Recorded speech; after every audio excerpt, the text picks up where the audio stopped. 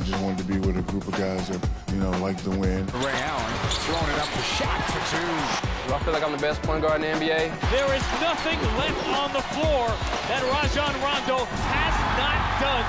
Yes. Garnett catches on Varejao, drives to the middle of the floor. Wow. Big time flush. You either go hard or you go home. Here come the Celtics. There's no shortcuts. Here's he's wide open, three in the air. Got it. We get fired up for another year because our goal is to win a championship.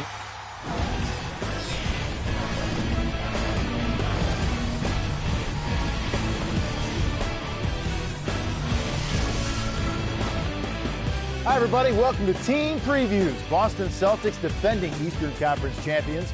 I'm Vince Cellini alongside the 10th Street legends. They can't even walk outside here from the studios. They get mobbed. The Georgia Tech guys, Matt Harpring and Dennis Scott, 3D. Guys, good to see you. Yeah, good seeing you. Now, if I pass you the ball, am I going to get it back? Nope. Won't see I'll it again? pass you the ball back. You pass it, Dennis. It's gone. It's lost. All right, guys, Boston Celtics. Now, in the offseason, they made a lot of moves, but overshadowed by what the Miami Heat did. But the most important thing is they kept the big three together. That's going to be their strategy going in. They think they can make another run. What do you think, Matt Harper? Well, I agree. I think Danny Ainge did a great job, keeping, Paul Pierce, Rajon Rondo, even though he's not one of the big threes. I consider him, he should be the big three, maybe the big four. Ray Allen, and then, of course, Kevin Garnett. You got the nucleus together. They added a couple additions, but the big three will carry them to the playoffs this year. Well, I think they've graduated to the Fantastic Four because I think Rondo has really elevated his game as one of the best point guards in the game, which we'll talk about later in the show. But more important, like you said, Vince, keeping these guys together. They've been to the promised land. They have rings on their fingers, so they know how to get there. And I think Doc's done an excellent job managing the personalities. Well, I think we expected Paul Pierce would be re-signed by the Celtics. Now, they re-upped Ray Allen as well. And there was some question about that. And Allen, he takes care of his body. He looks the same as he's always looked. He's one of the deadly shooters in NBA history. We saw him hit a record 8 threes in Game 2 of the Finals. But, guys, maybe there is some wear and tear there. 145 three-pointers last year, the fewest he's had in at least 50 games. I think he's still a huge X factor, though. No question about it. Anytime you have one of the prolific shooters like Ray Allen is, you have to bring him back. I know the question was he worth the money? Yes, he's worth the money because he's a veteran. He brings it every night. You mentioned he takes care of his body. And I just think these guys work well together, and they want to make one big run at it.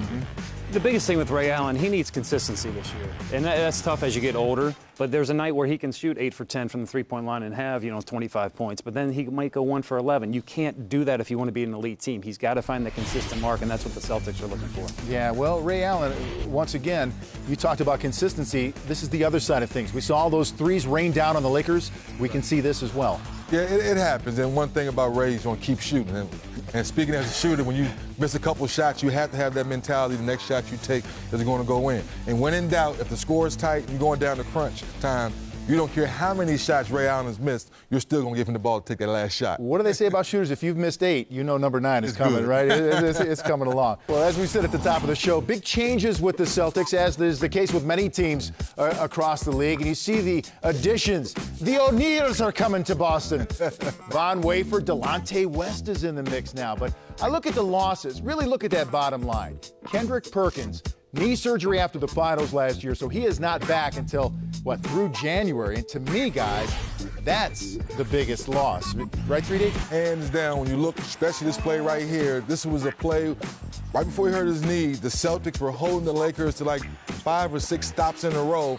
But what happens, the Lakers gets 9, 10, 13 offensive rebounds, and that's why they were able to come over the hump. So if both O'Neals can come in and give the interior defense a rebound, maybe they can hold the fort down until he gets healthy.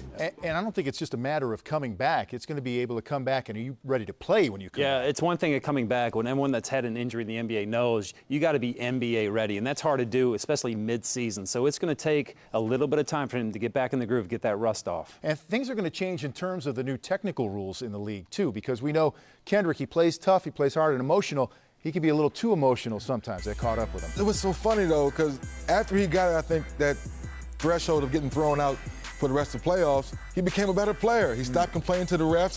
His defense got better. He's rebounding. But he has to keep his emotions under control with the new rules. I think Rasheed Wallace taught him how to do that. Sheed. It would have been funny to watch Sheed play this year. It would have been great. All right, let's talk about Big Baby. Len Davis, in the playoffs. Did you feel like he really emerged as a player, or at least found the role of what he needed to do? I love Big Baby. I think he is the energy guy they need coming off the bench. He does a lot of things, but he gives them a different dimension. He's tough. He's a little undersized, but he doesn't play undersized. You know, he can stop and shoot a mid-range. He can get to the basket, and he somehow gets the ball in the rim. You don't think he can get it over the 7-footers, but he finds a way to make shots and make baskets, and you love him when he's on the court. Well, he's been able to keep his body under control, which has been the big thing coming out of college, and the excitement, the energy, and him and Nate Robinson, when they're on the court together, it take the team to another level.